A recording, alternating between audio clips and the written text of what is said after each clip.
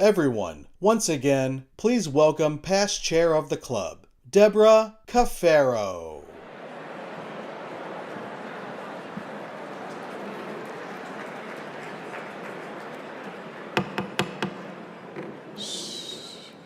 Thank you. Greetings. I want to warmly welcome you to today's Economic Club of Chicago program. The overflow group that we have here in the room in Chicago and the countless others joining us virtually from around the country are a testament to the importance and the timeliness of today's topics and speaker. Today, we have the great privilege of hearing from the Honorable Jerome Powell, Chair of the Board of Governors of the Federal Reserve System. Today's a little special, so out of respect for our speakers and because we're broadcasting this program live, I would ask that you please remain seated and quiet during the program so that we all can gain the full benefit of Chair Powell's remarks. And now it's my pleasure to welcome my friend Austin Goolsbee, the President and CEO of the Federal Reserve Bank of Chicago, a renowned economist and our fellow ECC member. Austin, take it away.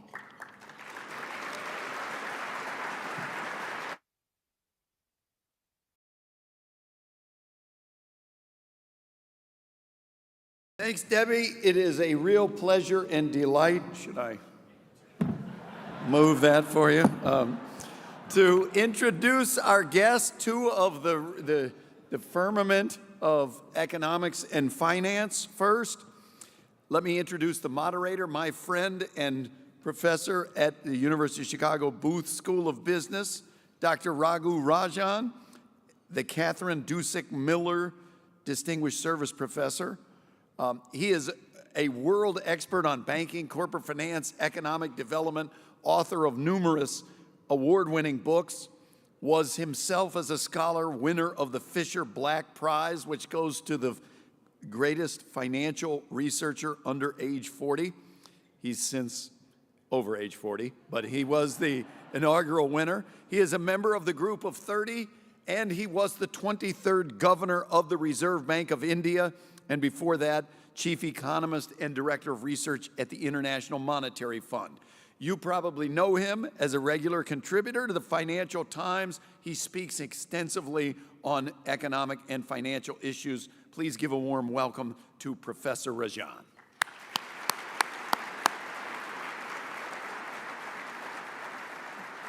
And then our featured speaker will be Jerome Powell, the 16th chair of the Board of Governors of the Federal Reserve System.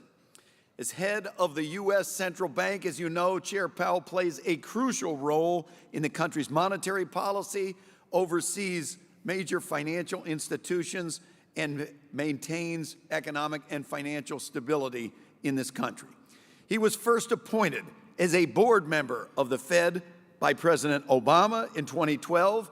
He was subsequently elevated to chair of the Fed by President Trump in 2018, and then renominated to his post by President Biden in 2021. He has the respect of members of both parties, and I believe that no one as Fed chair has ever had to deal with more and varied challenging issues than Chair Powell has had to deal with. From the pandemic to fighting inflation to bank runs and on, his leadership at the Fed has been a steady hand and one of the all-time greats. Before coming to the Fed, Chair Powell was a visiting scholar at the Bipartisan Policy Center in Washington, D.C. He first entered public service at the Treasury Department under President George H.W. Bush, with responsibility for financial institutions, the Treasury debt market, related areas. Outside of public service, Chair Powell has worked as a lawyer, an investment banker, and been a partner at the Carlyle Group. In addition to his service on corporate boards, he served on boards of charitable and educational institutions, including the Bendham Center for Finance at Princeton and the Nature Conservancy of Washington, D.C. and Maryland. He is a D.C. native received a BA in politics from Princeton and a law degree from Georgetown University, where he was editor of the Georgetown Law Journal. Please welcome to the Economic Club of Chicago again, Chair Jerome Powell.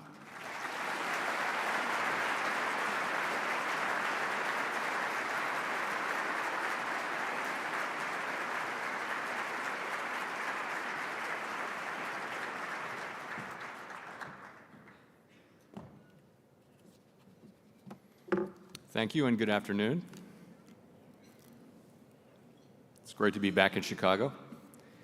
And thanks for that kind introduction, Austin. So I'm looking forward to my conversation with Professor Rajan Raghu. But first, I'll briefly discuss the outlook for the economy and monetary policy. So, at the Fed, we are always focused on the dual mandate goals that Congress has given us: maximum employment and stable prices. Despite heightened uncertainty and downside risks, the U.S. economy is still in a solid position. The labor market is at or near maximum employment. Inflation has come down a great deal, but is still running a bit above our 2% objective. Turning briefly to the incoming data, we'll get the initial reading on first quarter GDP in a couple of weeks. The data we have in hand so far suggests that growth has slowed in the first quarter of this year from last year's solid pace. Despite strong motor vehicle sales, overall consumer spending appears to have grown modestly. In addition, strong imports during the first quarter, reflecting attempts by businesses to get ahead of potential tariffs, are expected to weigh on GDP growth. Surveys of households and businesses report a sharp decline in sentiment and elevated uncertainty about the outlook, largely reflecting trade policy concerns. Outside forecasts for the full year are coming down, and for the most part, point to continued slowing, but still positive growth. We are closely tracking incoming data as households and businesses continue to digest these developments. In the labor market, during the first 3 months of this year, non-farm payrolls grew by an average of 150,000 jobs per month. While job growth has slowed relative to last year, the combination of low layoffs and lower labor force growth has kept the unemployment rate in a low and stable range. Meanwhile, the ratio of job openings to unemployed job seekers has remained just above 1, near its pre-pandemic level. Wage growth has continued to moderate while still outpacing inflation. Overall, the labor market appears to be in solid condition and broadly in balance, and is not a significant source of inflationary pressure. As for our price stability mandate, inflation has significantly eased from its pandemic highs of mid-2022 without the kind of painful rise in unemployment that has frequently accompanied efforts to bring down high inflation. Progress on inflation continues at a gradual pace, and recent readings remain above our 2% objective. Estimates based on the most recent data from last week show that total headline PCE prices rose 2.3% over the 12 months ending in March, and that excluding the volatile food and energy categories, core prices rose 2.6%.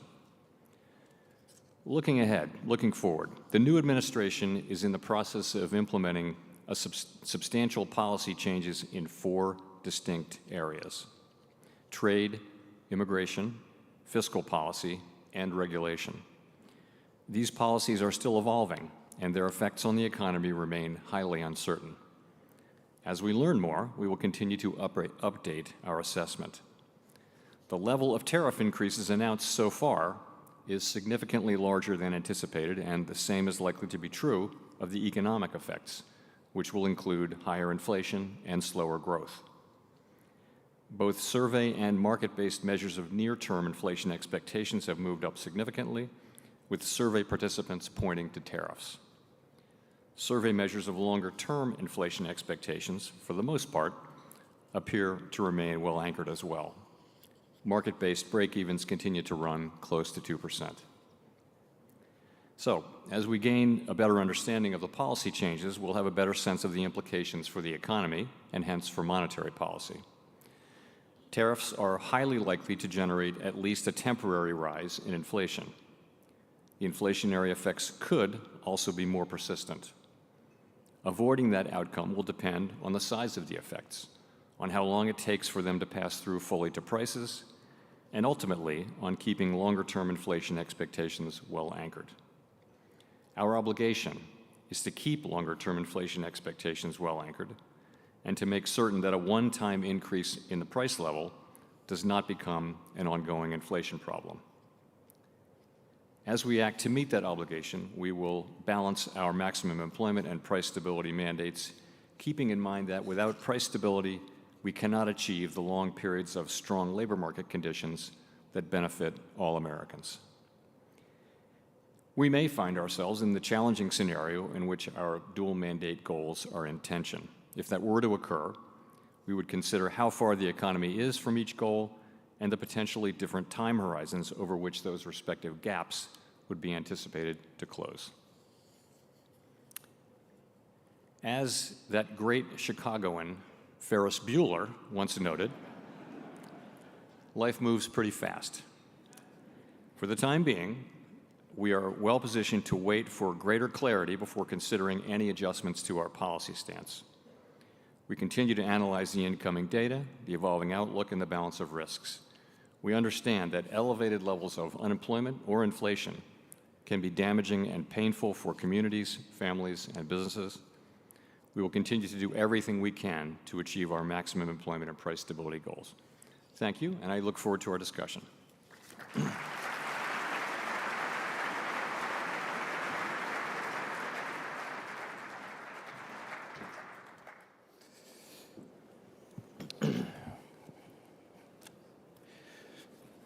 Thank you very much, Chair Powell, for those remarks. I look forward to your elaborating on them in the course of the next 40 minutes or so. I understand last time you were here, Melody Hobson interviewed you. Well, I'm a poor substitute, but I'll try and compensate in the quality of the questions. As you repeatedly emphasize, communication and transparency are very important for the Fed. I would like to get more from you on some of what you just said. As a former central banker, the only sort of caution I've been given by the Economic Club is to not lapse into central bank speak. So I'll try my best not to do that. Let me start by saying you've guided the Fed through some really difficult events, including the pandemic, the dash for cash in March 2020, the great inflation, the banking crisis centered around Silicon Valley Bank. And then over the course of the last year, we've seen a growing possibility of a Fed-engineered soft landing. And now, it seems like everything has changed. In the course of a couple of months, JP Morgan has shifted to estimating the probability of a recession this year at around 60%. What do you think about all this? Well, first of all, thank you for being here today. It's a pleasure to be here with you. Actually, the appearance I did here was my very first appearance as chair 7.5 years ago, so it's great to be back. And I would agree with you that it's been an eventful 7 years, putting it mildly. I keep waiting for the 3 months of calm, that never comes. But to your question, I guess to set the stage, let's look back at 2024. 2024 was a year where the economy grew 2.4%. Unemployment remained in the low fours, close to mainstream estimates of maximum employment, and inflation came down and was running at the end of the year around 2.5%. That's the economy that we had, and I won't decide how to characterize that, but that's where things were. Where we are now, again to your question, is the administration is, as I mentioned in my remarks, is implementing significant policy changes, and particularly trade now is the focus. And the effects of that are likely to move us away from our goals. So unemployment is likely to go up as the economy slows in all likelihood, and inflation is likely to go up as tariffs find their way, and some part of those tariffs come to be paid by the public. So that's the strong likelihood, and my hope is that we'll get through this and get back. Well, we're always going to be aiming for maximum employment and price stability. That's what we do. I do think we'll be moving away from those goals probably for the balance of this year, and then, or at least not making any progress, and then we'll resume that progress as we can. Let's talk a little more about tariffs. I mean, you recognize that some of the effects of the tariffs will be one-off, transitory, but you also have said that perhaps they will give room for a number of firms to raise prices. You mentioned dryers. When washing machine prices went up because of tariffs, dryer prices also went up in tandem, even though they weren't tariffed. What's your sense about the effects of tariffs on inflation? What would make them more persistent? And what would make them have effects on growth? So in a kind of a simple starting point is one tariff comes in that gets passed along in prices and raises inflation, but it's just a one-time thing. So the price level goes up and that's it. But that can happen in some circumstances, but it depends on a number of things which we don't know yet. And I would point to a couple of them, or three of them actually. One is just the size of the effects. And as I mentioned, the tariffs are larger than forecasters had expected, certainly larger than we expected, even in our upside case. We looked at a range of cases. So that's one. The second one is how long does it take for the tariffs to have their effects on inflation? To the extent it takes longer and longer, that raises the risks that the public will begin to experience higher inflation. They'll come to expect it, and companies will come to expect it. So that risks higher inflation. And the third is just what I mentioned in my speech, which is my remarks, which is got to keep inflation expectations well anchored. So if we have those three things under control, that's what it will take. And indeed, our role is to make sure that this will be a one-time increase in prices and not something that turns into an ongoing inflation process. That's a big part of our job. What about the effects of tariffs on quantities? With the level of tariffs that, for example, have been currently applied on China, there's a fear that the supply chain may get disrupted, that firms may not be able to import their relevant stuff from China given the level of prices. If it turns into a supply shock, would the Fed's response be different than if it was primarily something which affected just prices? So I actually had dinner at the Chicago Fed last night and with a number of directors of various parts of the Chicago Fed, and many of them are CEOs of significant companies, and they this uncertainty that they're feeling and the issue with imported components to their products is just a huge issue. But with if you look back at the pandemic, if you remember, there was a shortage of semiconductors, and that led to a shortage of cars at a time of extremely high car demand. And it was a prolonged shortage because production couldn't keep up. And that led to an extended period, one of the things that led to an extended period of inflation. So when you think about supply disruptions, that is the kind of thing that can take time to resolve, and it can lead what would have been a one-time inflation shock to be extended, perhaps more persistent, and we would worry about that.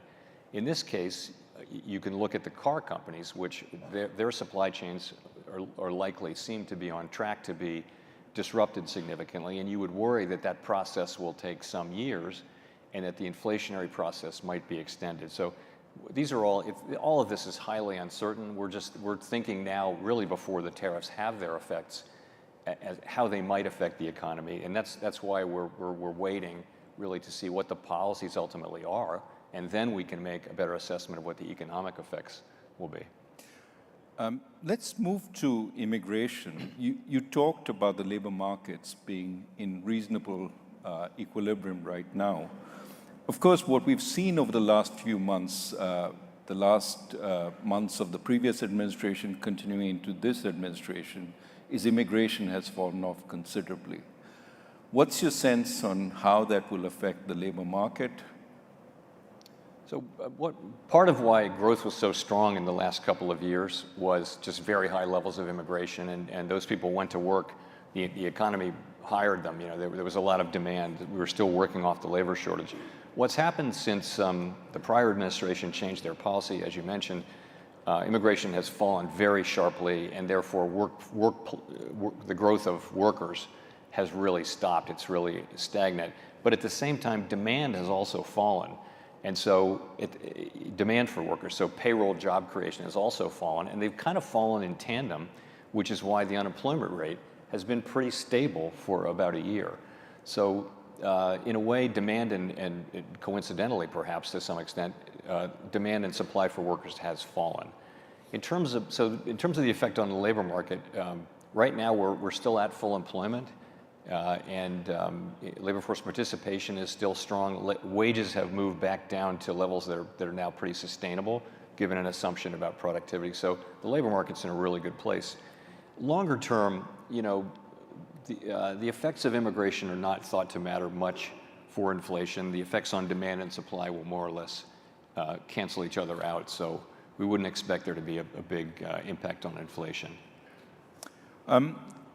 You've seen in recent weeks substantial talk about layoffs in government, as well as freezes in research establishments and universities in jobs. How soon and how big will this be in its impact on labor markets?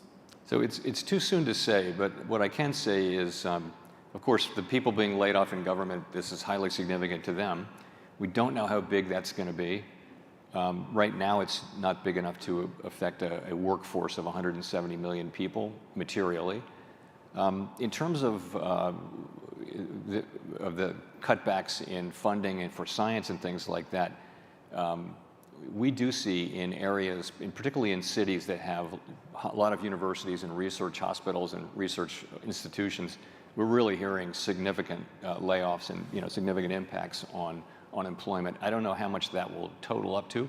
And of course, in addition, cutting back on scientific research may have implications for economic growth, for productivity, for health, for all kinds of things. But those are very difficult to estimate in real time.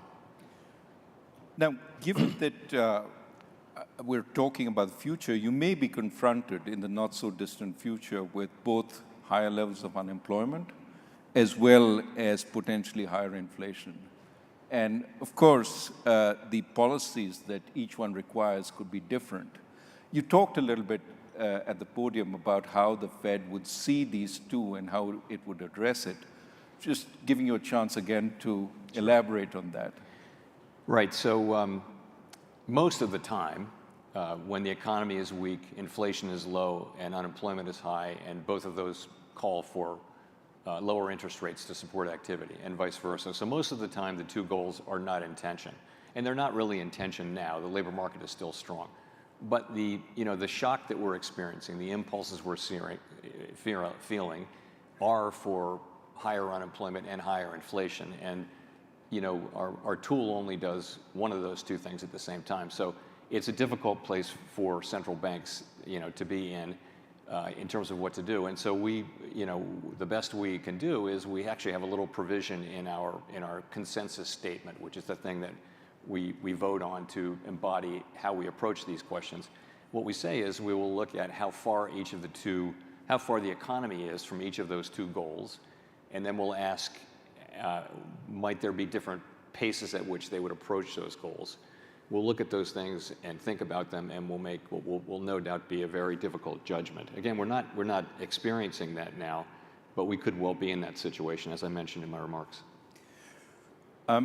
Just want to pick up on a word that is often used today, uncertainty.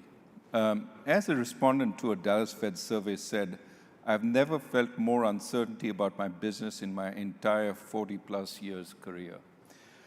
The worry today is not just about immediate policy uncertainty, but an entire change in the US's economic philosophy. Not just policy uncertainty, so to speak, but structural uncertainty. One of the effects, as you've pointed out, of higher levels of uncertainty is that firms postpone investment. For instance, even after the tariffs stabilize, firms that contemplate reshoring production facilities will hesitate, not knowing if the tariffs will be reversed in the future, maybe by the next administration. How do you take such longer-term uncertainty into account in your policies? let me just agree that what comes back very strongly, and everyone will understand this. These are very fundamental changes in, long held in some cases policies in the United States, and there's not any real experience. I mean, the Smoot-Hawley tariffs were actually not this large, and they were 95 years ago, so there isn't a modern experience of how to think about this. And businesses and households are saying in surveys that they are experiencing incredibly high uncertainty.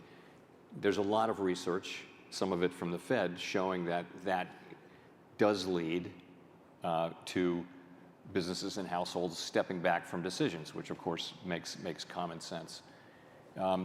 And you hope that that's something that you go through a phase, and then you know what things become more certain, and therefore people can resume normal economic activities given their understanding of what is the new normal. I mean, your question really is, what if the uncertainty remains high? I think that's a difficult environment. I think people's expected rates of return would have to be higher. I think that would weigh on, to me, investment just in general. If the United States were to become a jurisdiction where risks are just structurally higher going forward, that would make us less attractive as a jurisdiction. We don't know that at this point, but I think that would be the effect. Well, let me turn to financial markets. We've seen some volatility, especially stock market volatility. I mean, the levels of the VIX are up to the levels they were in the early days of the pandemic, coming off somewhat now. Some people believe the Fed will intervene if the stock market plummets, the so-called Fed put. Are they correct? I'm going to say no with an explanation. So what I think is going on in markets is markets are processing what's going on. And it's really the policies, particularly the trade policy. And really the question is, where's that going to come in? Where's that going to land? And we don't know that yet. And until we know that, you can't really make informed assessments that would still be highly uncertain. Once you know what the policies are, it'll still be highly uncertain what the economic effects will be. So markets are struggling with a lot of uncertainty, and that means volatility. But having said that, markets are functioning. Conditional on being in such a challenging situation, markets are doing what they're supposed to do. They're orderly, and they're functioning just about as you would expect them to function. So we've seen volatility also in the bond market. And at a time when usually there's a flight to safety, we saw yields on the German Bund and the Japanese government bond come down, but we saw yields on US Treasuries go up. What do you attribute this to? So I would just say the same thing. I think it's very hard to know in real time. I've had a lot of experience with significant moves, for example, in the bond market, where there's a narrative that people land on, and then 2 months later you look back and go, that was completely wrong. So I think it's very premature to say exactly what's going on. Clearly, there's some delevering going on among hedge funds in levered trades and things like that. It's also, again, it's the markets processing historically unique developments, and with great uncertainty. And I think you'll probably see continued volatility. But I wouldn't try to be definitive about exactly what's causing that. I would just say markets are orderly and they're functioning kind of as you would expect them to in this time of high uncertainty. So the Fed in its last meeting slowed the pace of shrinking of its balance sheet. Was this driven by uncertainty about how much reserves and liquidity the market needed, and you wanted to take a little more time to find that out? And flip side, you said the market was orderly. What if market disruptions emerge? Would the Fed intervene? So we think that reserves are still abundant. So we don't think we're close to the point, particularly close to the point where we would stop. But we were facing a situation in which, for other reasons, there were going to be big flows into and out of reserves as it had to do with the debt ceiling and the Treasury General account. For those of you who are Treasury market people, that'll make sense.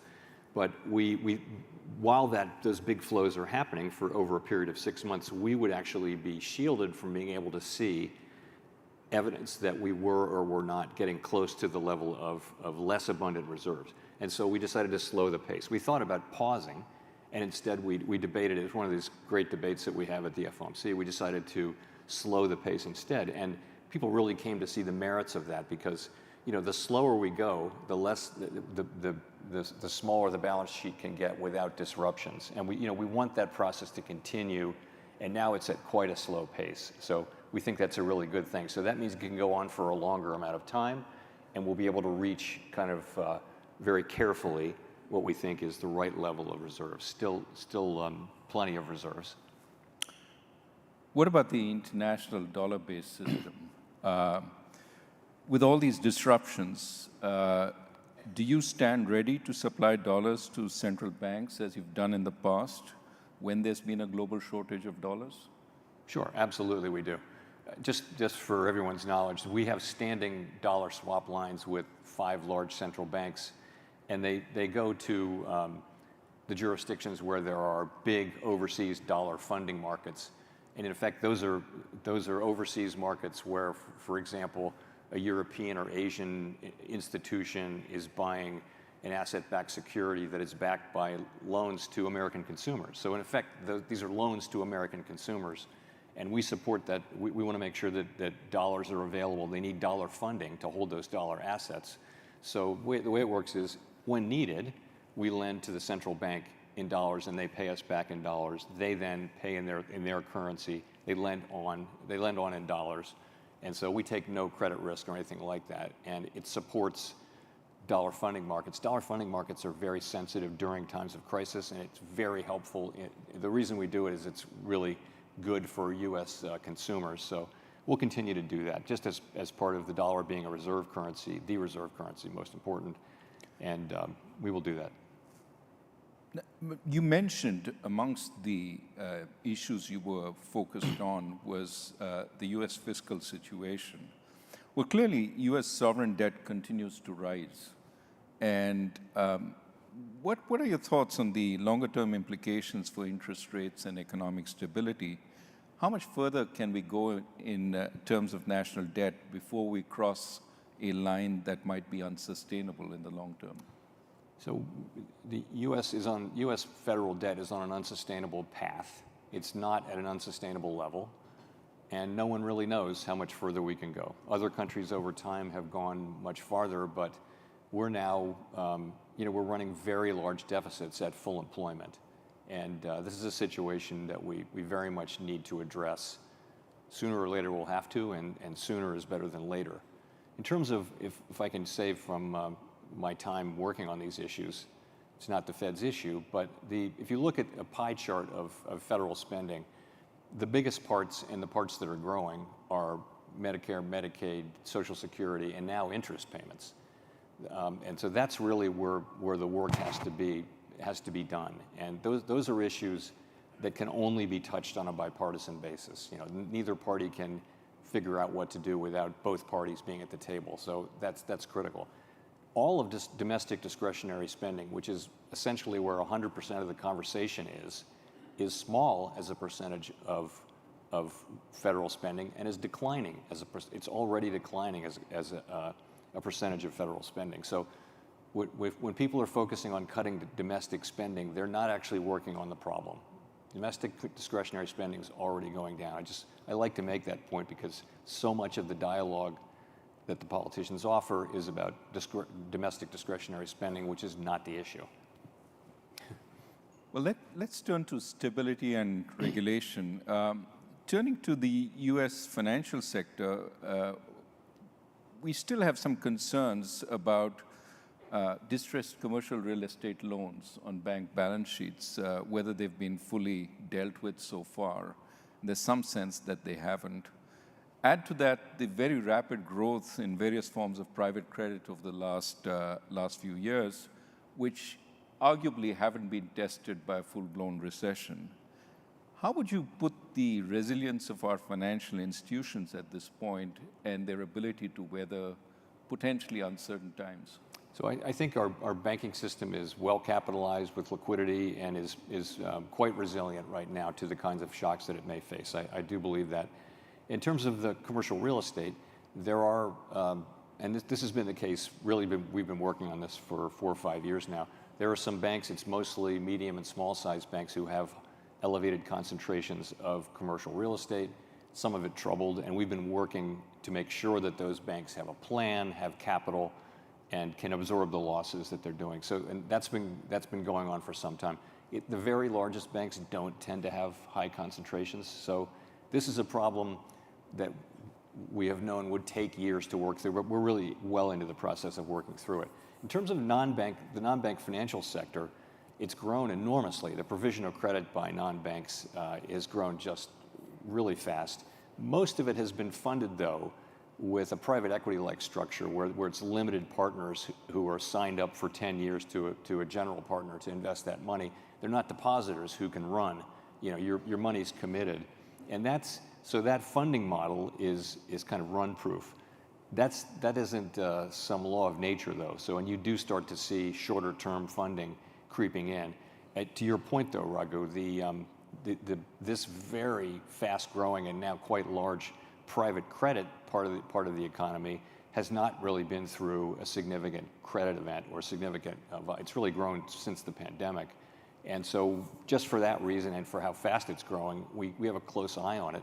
It doesn't have the same kind of prudential regulation, though, that the banking system has. So we're watching it carefully, and as I mentioned, it's a more stable funding source to the extent its institutional investors signed up for a long period.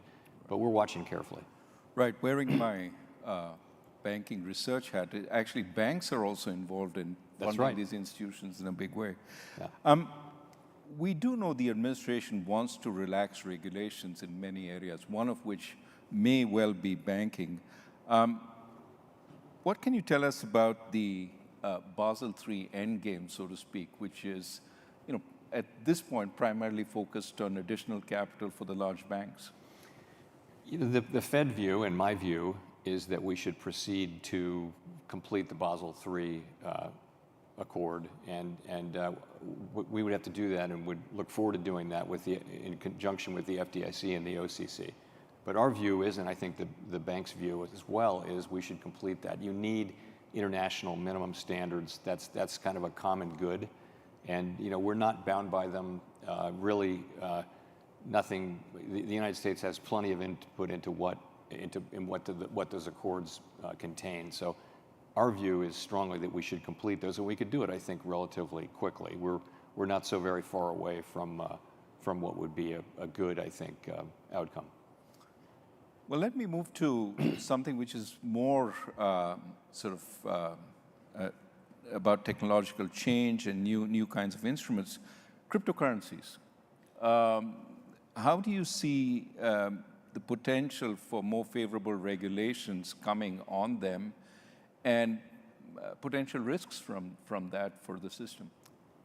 So we went through a wave of failures and fraud and things like that were the headlines for a couple of years, and I think what you see now is, and during that period, by the way, we worked with Congress to try to get a legal framework for stable coins, which would have been a nice place to start. We were not successful. I think that the climate is changing, and you're moving into sort of more mainstreaming of that whole sector. So Congress is again looking at both the Senate and the House are looking at a legal framework for stable coins. Depending on what's in it, that's a good idea. We need that. There isn't one now. And stable coins are a digital product that could actually have fairly wide appeal and should contain consumer protections of the typical sorts and transparency. And that's what the Senate and the House are working on. So that's a positive thing. I also think some of the, we took a pretty conservative, and other bank regulators took an even more conservative perspective on the guidance and rules we imposed on banks. I think there'll be some loosening of that, and I think we'll try to do it in a way that preserves safety and soundness, but that permits and fosters appropriate innovation, but that does so in a way that again doesn't put consumers at risk in ways they don't understand or make banks less safe and sound. You have a policy review underway. Now, surveys recently tell us there seems to be a distinction between a rise in the level of prices, which is what the public seems to worry a lot about, and the rate of increase in prices, which certainly they worry about in passing, but the Fed worries much more about. That is the rate of inflation. So even though we're coming down to 2%, people remember that over the last few years, it's been over 20% increase in prices. So as you start thinking about the policy review, is there any thought about how you might want to address this sort of challenge that it's the path of prices as much as the rate of change which matters? First of all, I think you're right, and I think the public is right. When we say inflation is back down to 2%, 2.5%, and we think that's a good thing, it is a good thing. But if you're paying 20% more than you were paying in 2021, that doesn't help you much. You're still paying a lot more than you used to be paying for the necessities of life. So it's just another way of saying people hate inflation, and it's easy to understand why. All we can really control is a world in which, in the world we were living in, prices don't go down in the aggregate except in extreme times that we don't want to court. So I don't think we couldn't have a framework where we're going to bring prices down by 10% or something. That's not something we'll be looking at. We're essentially looking at the best way to foster 2% inflation over time. And the things we did back in, the changes we made in 2020 were really innovations around what to do when you're stuck near zero. Now we're well above zero, and it may be that we still need to have in our framework a way to deal with that, but perhaps the main case is not one where you're dealing with the effective lower bound, and that would be a framework that looks a lot more like the one that we had before 2020. Now, one of the tools you brought in to deal with the zero lower bound was quantitative easing. But you've also used quantitative easing to fix disruptions in the financial markets. Are you going to be more specific about what your objective is with quantitative easing as you go through this review? So in the beginning, it's typically, we're using it for financial market function. That was the case with the global financial crisis and with the pandemic. And we did try to explain ourselves through the pandemic, and our explanations did change. But I think it's fair to say we might have done a better job of being clear about why we were doing, and that's something that we're aware of and looking at.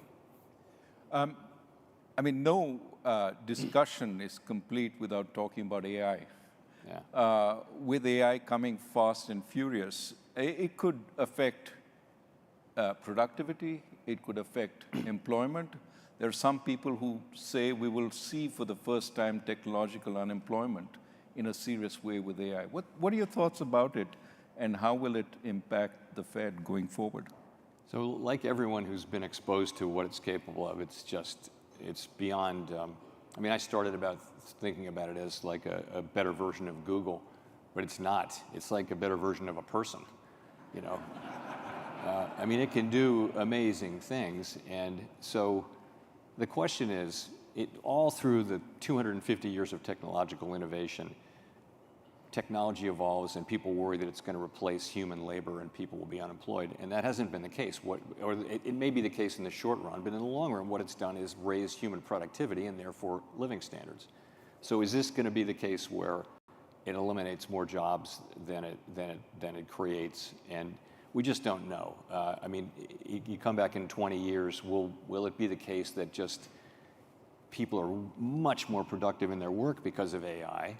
Or will it be the case that AI has just replaced a lot of people? And I think it's very hard to say, but it truly is remarkable in what it's capable of. And it's,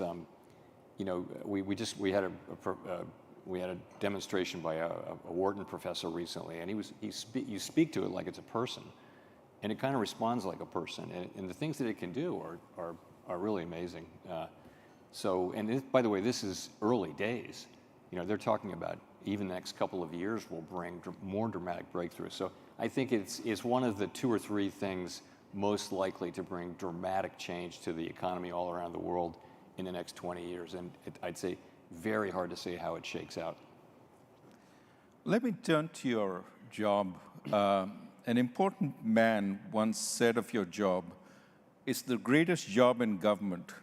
You show up to office once a month and you say, let's see, flip a coin. And then everybody talks about you like you're a god. What is it that you normally do every day in the office? Is it fulfilling and, dare I say, enjoyable?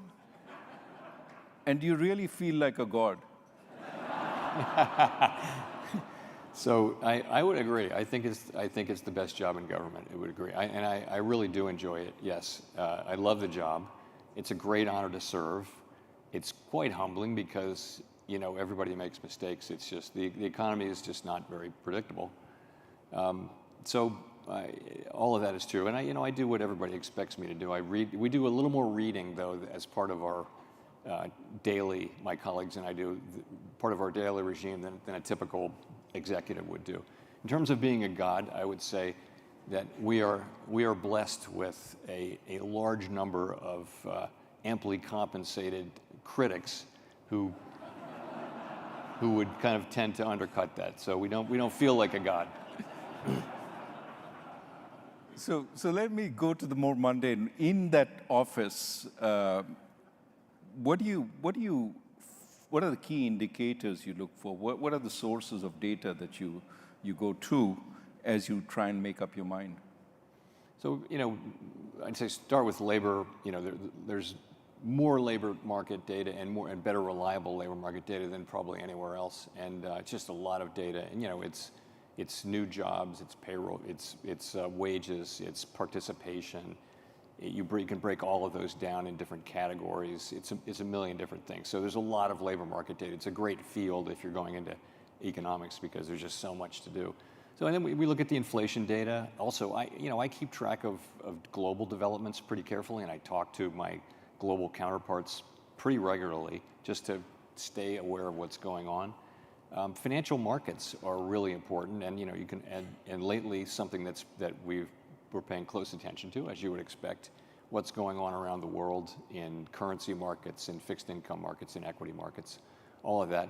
For me, though, my background was more in the private sector and as an investor, and for a significant part of my career. And I have to talk to outsiders about what they're seeing and what they're dealing with for it to really kind of fit together for me.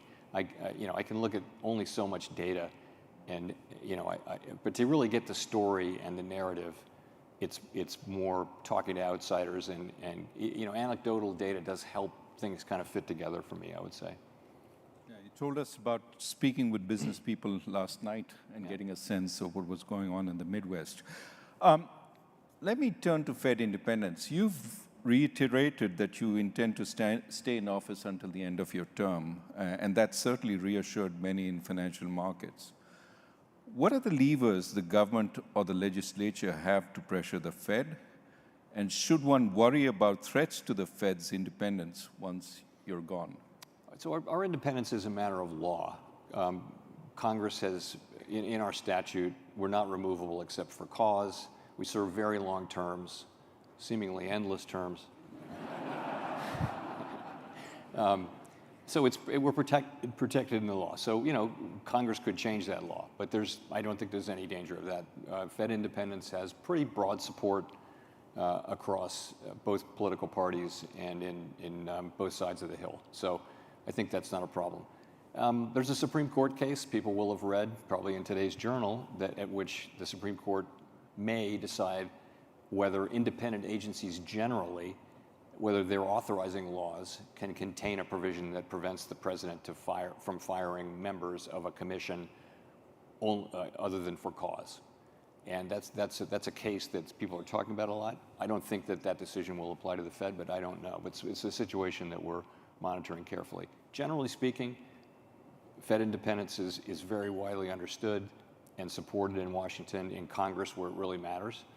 And the point is, we can make our decisions, and we will only make our decisions based on our best thinking, based on our best analysis of the data about what is the way to achieve our dual mandate goals as we can to best serve the American people. That's the only thing we're ever going to do. We're never going to be influenced by any political pressure.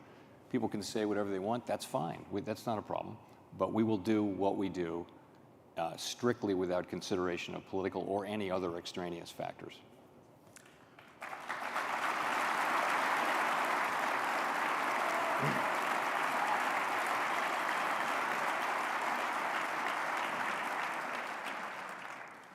Well, I have time for one more question. I know the question that's on all your minds.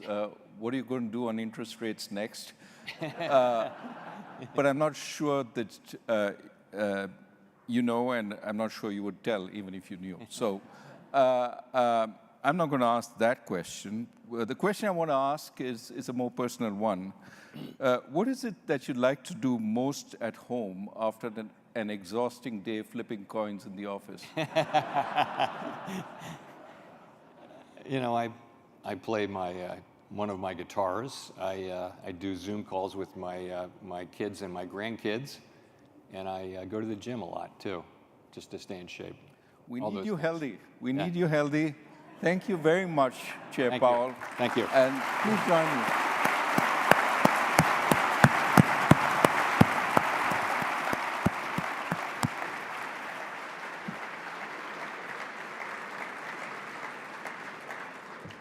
On behalf of the Economic Club of Chicago, thank you, Chair Powell and Dr. Rajan, for such a wonderful conversation. You are a national treasure, and I hope all of us can see how important Chair Powell's role is in our business and personal lives. And thank you for sharing your important insights with us. I do want to thank David Snyder and Katie Esposito and the entire ECC team for pulling this together. Billionaires buying their way into New Jersey? That's BS. Steve took on the corrupt political machine and stood up to party bosses. Unlike other candidates, Steve can't be bought. Well, in the new Trump era of disgraced Washington law firms that have shamed themselves forever by giving in to Donald Trump's plainly unconstitutional demands on them, there is tonight one Washington law firm that is taking the most boldly defiant possible course of action against Donald Trump. And I have never before considered using the word brave in relation to any high-powered, highly paid Washington law firm. The brave lawyers I've seen in our history have usually been sole practitioners outside of Washington, D.C., or members of much smaller law firms, sometimes little family law firms, taking on the most challenging cases. Gregory Peck won an Oscar for his portrayal of what became an iconic version of the brave lawyer. The Hollywood version of the brave lawyer has never been a highly paid member of a Washington law firm. Gregory Peck was on his own in To Kill a Mockingbird, the hero of that courtroom. But tonight, the two most important challenges to Donald Trump's reign of constitutional terrorism, what one federal judge has called lawlessness, are being represented by the same law firm. The Washington law firm of Quinn, Emanuel, Urquhart, and Sullivan is representing the man Donald Trump deported to El Salvador, to an El Salvador prison, in a process that even the Trump lawyers at first had to admit was, quote, an administrative error. And that same law firm is defending Harvard University against Donald Trump's flagrant display of constitutional dementia in his attempt to take over Harvard University and, in effect, make himself, Donald Trump, the president of Harvard University, in the same way that he took over the Kennedy Center, and control the admission of students at Harvard University, the hiring and firing of professors, and all of the hiring at the university, including the cafeteria staff, the coaches, the building maintenance staff, everyone. A letter addressed to the constitutional clowns working for Donald Trump, who demanded that Harvard University surrender to Donald Trump, was co-signed by William A. Burke of the firm Quinn, Emanuel, Urquhart, and Sullivan, representing Harvard University. That lawyer's letter told the small Trump team minds trying to take over Harvard, quote, "The university will not surrender its independence or relinquish its constitutional rights. Neither Harvard nor any other private university can allow itself to be taken over by the federal government. Harvard is not prepared to agree to demands that go beyond the lawful authority of this or any administration." The entire phony, utterly phony pretext for Donald Trump's attempts to make himself the president of Harvard University is that Donald Trump is now the country's leading crusader against anti-Semitism. In one of his first trips to Iowa as a presidential candidate, Donald Trump felt compelled to try to make it very clear to Iowa voters right away that he was not Jewish. Donald Trump assumed that if Iowa Republican voters thought that this New Yorker, this New York businessman, was Jewish, then he might have a big problem in Iowa. And so he's the only presidential candidate in history who took pains to point out that he's not Jewish. And of course, it was Donald Trump who had one of the accountants at one of his casinos fired because Donald Trump believed that that accountant was not Jewish. Donald Trump said then, quote, "The only kind of people I want counting my money are short guys that wear yarmulkes every day." We know Donald Trump is unperturbed by anti-Semitism enough that he is the only president in history who has happily dined with a Holocaust denier and never apologized for that. Donald Trump had an intimate dinner at home in Florida with a Holocaust denier. And now Donald Trump wants to tell us and everyone else how to stop anti-Semitism. How about don't have dinner with Holocaust deniers? How about that? Donald Trump is the single worst investigator of anti-Semitism who has ever claimed to be investigating anti-Semitism. Donald Trump currently employs an acting U.S. attorney in Washington, D.C., who he has nominated for Senate confirmation to become the U.S. attorney for Washington, D.C., who himself has happily praised a man who said, quote, "Hitler should have finished the job." At the sentencing hearing of a January 6th defendant named Timothy Hale, federal prosecutors introduced evidence that he had said Hitler should have finished the job. And Ed Martin, who is now the head of the office, the U.S. Attorney's Office in Washington, D.C., the acting head that prosecuted all of the January 6th defendants, heaped praise on the man who said Hitler should have finished the job. One guy is named Timothy Hale. Tim served 3+ years in prison